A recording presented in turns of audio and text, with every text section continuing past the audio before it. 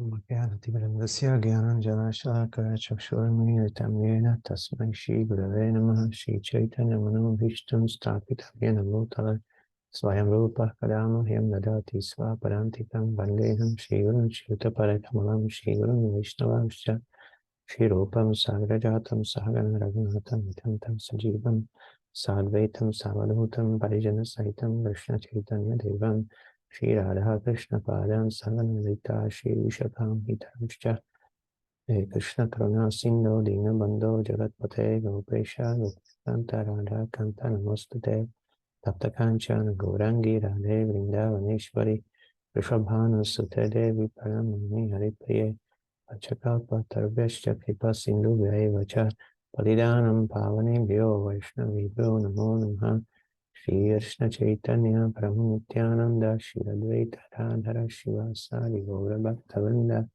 Hare Krishna Krishna Krishna Hare Hare Hare Rama Rama Rama Hare Hare. So today we will be reading from Bhagavad-gīta as it is, from His Divine Grace, Sri Bhaktivedanta Swami Prabhupāda, the founder-āčārya of International Society for Krishna Consciousness, and we will go to the preface of Bhagavad-gīta. So, dedication first.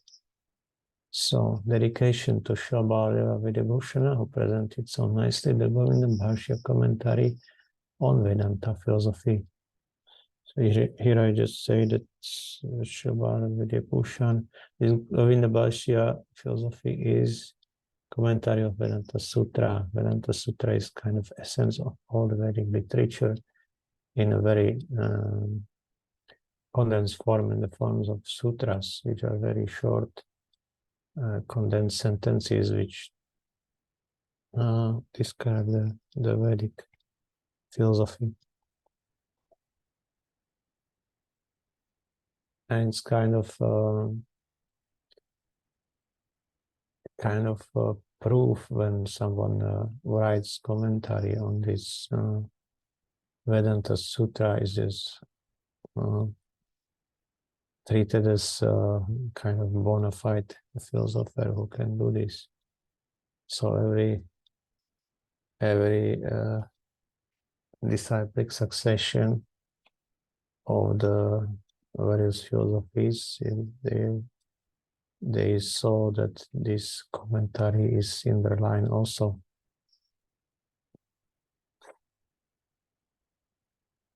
So we continue to preface what Srila Prabhupada writes about Bhagavad-gīta. What was his motivation? Originally, I wrote Bhagavad-gīta as it is, in the form in which it is presented now. When this book was first published, the original manuscript was unfortunately cut short to less than 400 pages, without illustrations and without explanations for most of the original verses of the Srimad Bhagavad-gīta. In all of my other works, Srimad Bhagavatam, Ishopanishad, etc., the system is that I give the original verse its English transliteration, word for word Sanskrit, English equivalents, translations, and purports. This makes the book very authentic and scholarly and makes the meaning self-evident. I was not very happy, therefore, when I had to minimize my original manuscript. But later on, when the demand for Bhagavad-gīta as it is considerably increased, I was requested by many scholars and devotees to present the book in its original form. Thus, the present attempt is to offer the original manuscript of this great book of knowledge with full parampara explanation in order to establish the Krishna Consciousness movement more soundly and progressively. So I just show you how this Bhagavad-gīta structure, what Prabhupada is meaning when he's saying all these things. What is the structure of Bhagavad-gīta? Okay, let's say here. So there are more sections we can see here. There is original Sanskrit in the Devanagari script. Then there is Latin transliteration. And then we have translations of each word. Then there is the translation of the whole shloka, or from Sanskrit to English. And then is Srila Prabhupada's purport to this particular shloka, is his commentary. So this is the structure which he's speaking about. Before they cut these sections, I think they kept maybe only the hopefully also purports. Otherwise it doesn't make sense if it's only translations. So, but I think they cut this other stuff. But in this way, Bhagavad-gītā is also accepted as a very valuable academic literature by academics. Even they wrote many appreciations on the Bhagavad-gīta as of this particular edition as very scientifically, very nicely presented. Okay. Coming back to reading. Our Krishna consciousness movement is genuine, historically authorized, natural, and transcendental due to its being based on Bhagavad-gīta as it is. It is gradually becoming the most popular movement in the entire world, especially among the younger generation.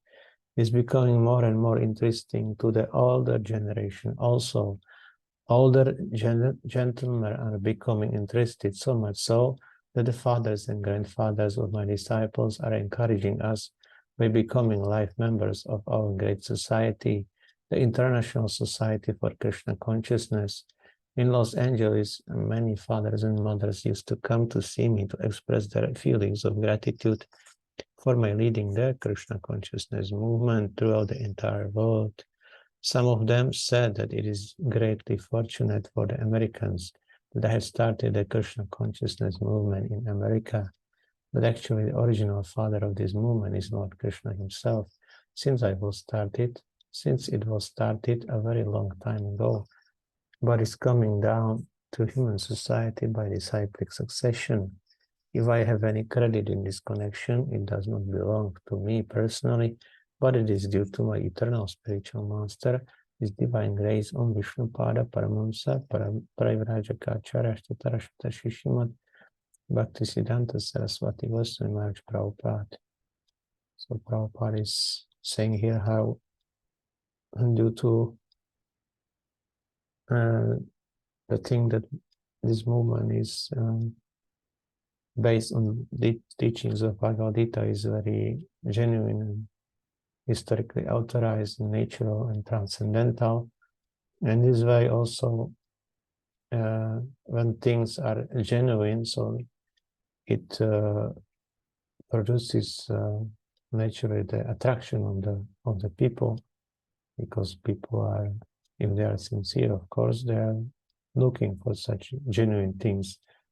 So they become attracted, and also they became attracted when Srila Prabhupada came to America. Also, I heard some expressions of people who joined the movement, that they joined because they saw that devotees, what is their philosophy, that's the same thing they're applying also in their lives. It's not like just speculating. So that's why they were very much impressed, and they also joined the movement.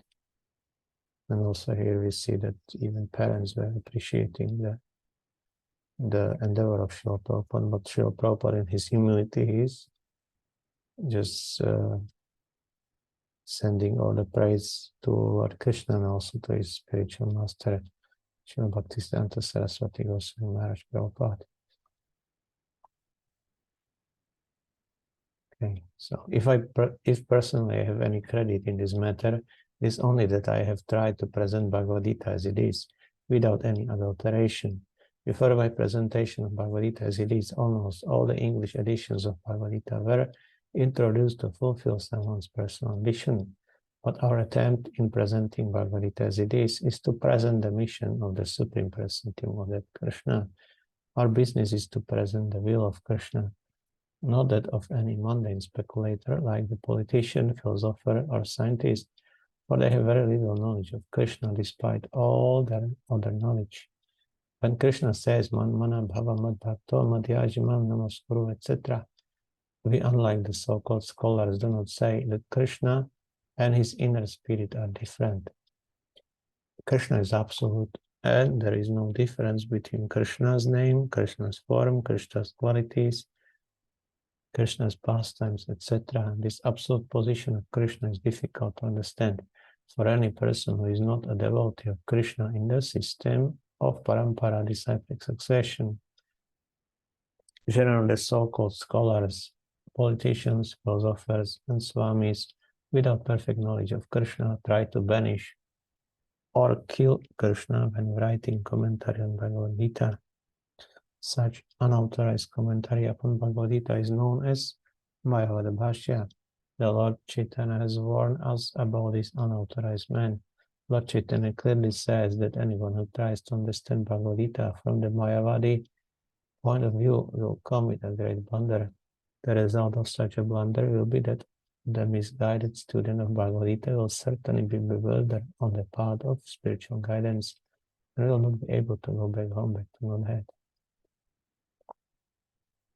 So Srila Prabhupada is saying here that how this Bhagavad-gīta, as I mentioned before, how this Bhagavad-gīta was misinterpreted due to someone's personal ambition. So that's why he decided to present Bhagavad-gīta as is intended, with also Krishna involved, not like some of them are literally trying to kill Krishna, kill the God, because it's, then they themselves cannot be so-called gods. So in this way, there were a lot of attempts to modify Bhagavad-gīta, to interpret in some biased way.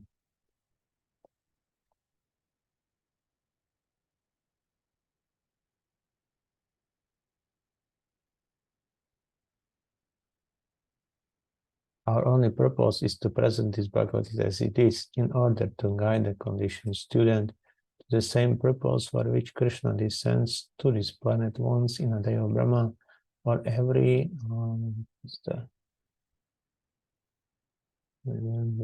8,600,000,000 years. This purpose is stated in Bhagavad-gīta, and we have to accept it as it is. Otherwise, there is no point in trying to understand the Bhagavad-gīta and its speaker, Lord Krishna. When Krishna first spoke Bhagavad-gīta to the Sangha some hundreds of millions of years ago, we have to accept this fact and thus understand the historical significance of Bhagavad-gīta without misinterpretation on the authority of Krishna. To interpret Bhagavad-gīta without any reference to the will of Krishna is the greatest offense. In order to save oneself from this offense, one has to understand the Lord as the Supreme Personality of Godhead, as he was directly understood by Arjuna, Lord Krishna's first disciple. Such understanding of Bhagavad-gīta is really profitable and authorized for the welfare of human society in fulfilling the mission of life.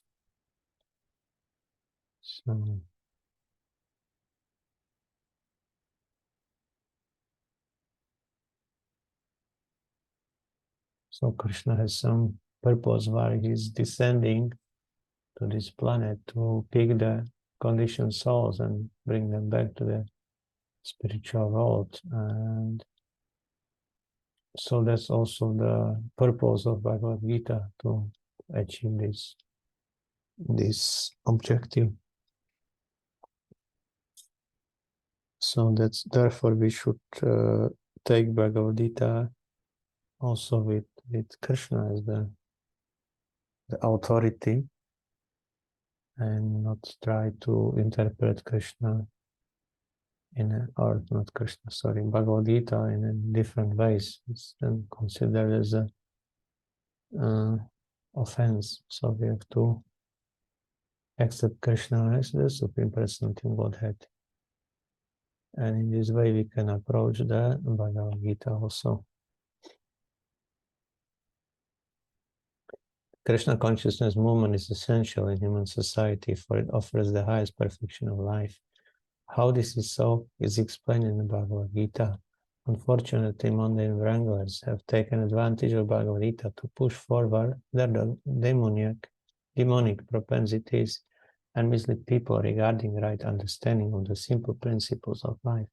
Everyone should know how God or Krishna is great, and everyone should know the factual position of the living entities.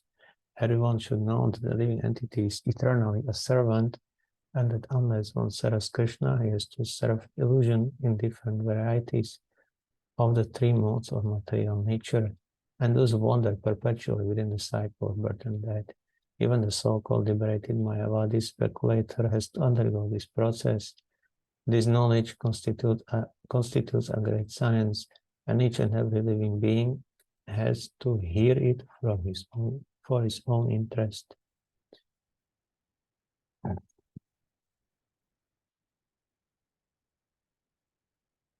So, again, stressing the same thing, so we should accept Krishna's position as the Supreme Personality of Godhead,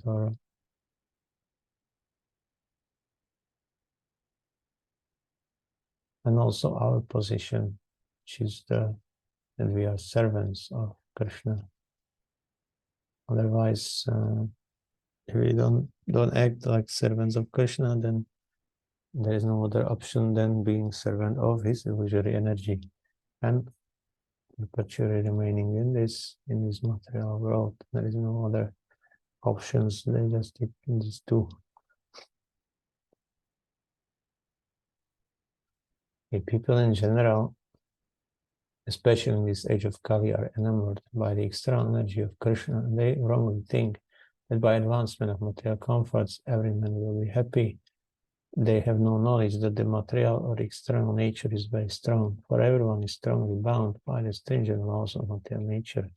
Living entities happily depart and pass on the Lord, and thus his natural function is to render immediate service to the Lord. By the spell of illusion, one tries to be happy by serving his personal sense gratification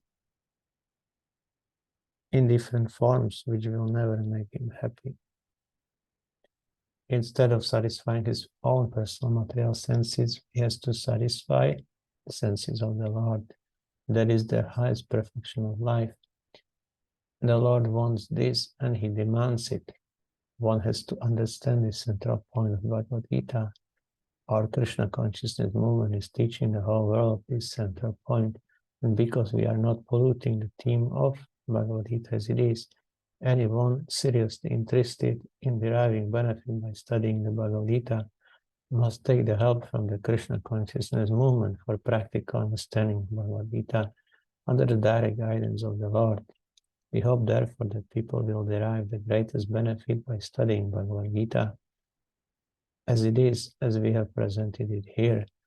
And if even one man becomes a pure devotee of the Lord, we shall consider our attempt a success. This is Bhaktivedanta Swami, 12 May 1971, Sydney, Australia. Yes, so sure, Prabhupada.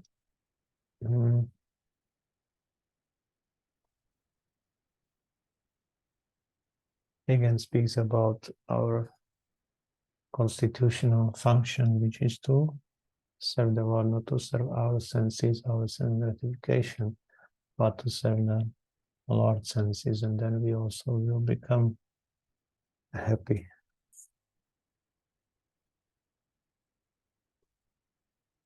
Okay, that's it.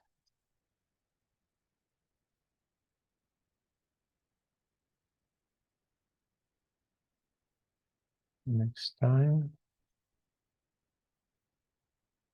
Spare.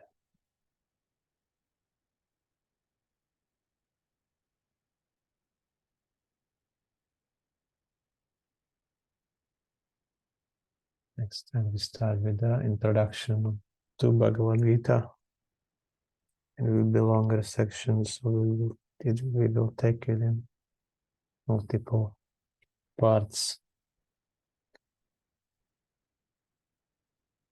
Okay. Hare Krishna.